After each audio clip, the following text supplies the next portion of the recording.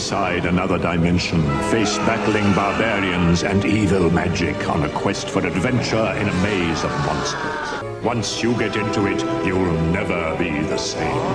Hero Quest. Now, with 2 new adventure packs, the legend grows. Hi, welcome back to Not Your Mother's Hobbies. With all of the bosses and monsters out of the way, we're looking at our heroes and allies. And we're going to start things off with our ally. This is the Saberfang, a kind of, I guess, lion-tiger hybrid monster or creature. And looking pretty cool, a little chonky, a little doofy. Let's see if we can fix that with some paint, shall we?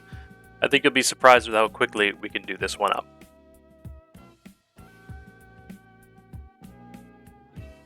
Alright, starting things off, we're going to use Apothecary White to give us that very white fur. Some contrast and detail in that white fur. This is what I use for all of my whites. Is this sort of blue, pale blue shadow or undertone here that this gives. I think that when you add a dry brush or you add your highlights on top and you build it up, it always gives a very clean, bright white. So we're going to put this all over this guy, excluding the belly. So this is going to be the arms, the mane, etc., and focused on the back. Then we're going to come in with Skeleton Horde, preferably when this is still wet, because if you have anything on the arms, you can blend it in. Same with the cheeks. And we're just going to do the underbelly here with this warmer tone. You could use Seraphim Sepia or kind of any other warm tone paint. We're coming in with Volupus Pink. We're going to use this to do our little fleshy cat paws, as well as the nose and the lip on the bottom, even though I forget and do it later in the video. But you've got your pick out now, so you might as well do them all together. Then we're going to use Guilliman Flesh for the inside of the mouth, and we're just going to go all over the teeth and get in there, and this will give us a nice kind of fleshy gums and mouth look. Kind of killing 2 birds with 1 stone.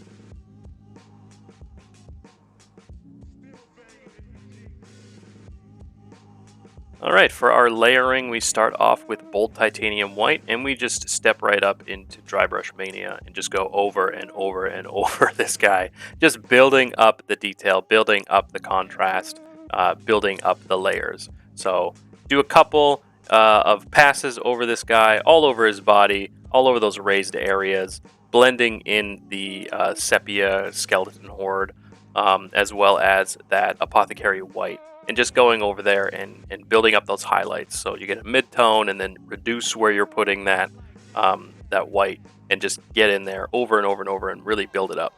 You can also go in with a brush as well, like you can see me doing here, and just get in some details on the face and what have you.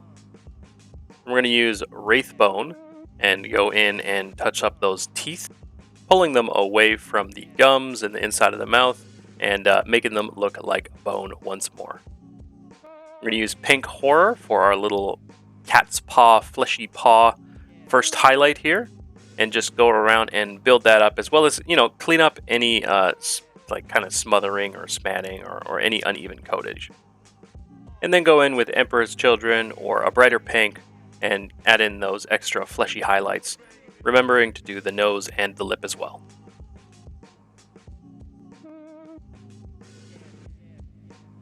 Alright, now I don't like having those claws just be normal white like they are matching in the artwork.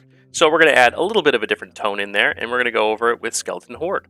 Then while we're touching up the teeth and adding extra white highlights and making those teeth really stand out, we're also going to go in and highlight up those claws as well and bring them back up to white. So they'll have just a little bit of tone that stands out against the body, just like those teeth.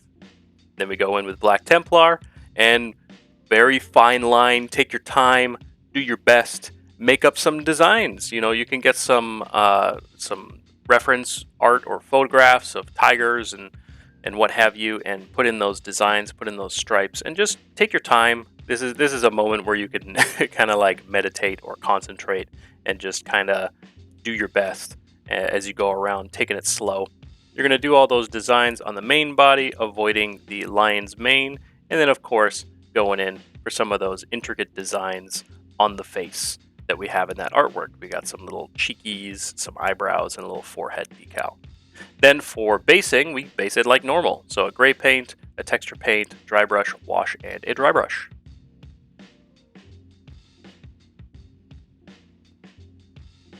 And there you have it. We have our Saberfang all painted up in relatively quick time.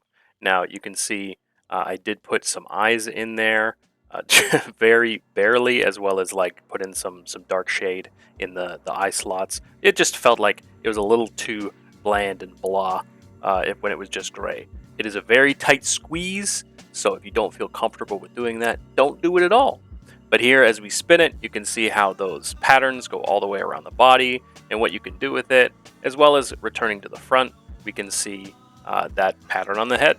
I don't think I matched it, one-to-one, but I got something relatively close that I was comfortable with. And also in the ears, you can see I added just a little bit of Gulliman flesh in there as well, just to flesh it up, just to add a little bit more interest and detail. Those were all afterthoughts. I hadn't filmed them, but I'm mentioning them here now for you in case you like it. All in all, I think with some paint, this miniature really stands out a lot more than it does without it. That derp factor is much more removed once it looks a little more realistic or a little more interesting, I think. Still not a fan of those chunky teeth and that big bear hugger pose, but all in all, I'm much more satisfied. Thanks as always to my patrons. Thanks to everybody who watches and likes and comments. Let me know what's going on with all you guys, whether you're on the Discord or in the comments down below, and I'll see you in the next one. Bye-bye!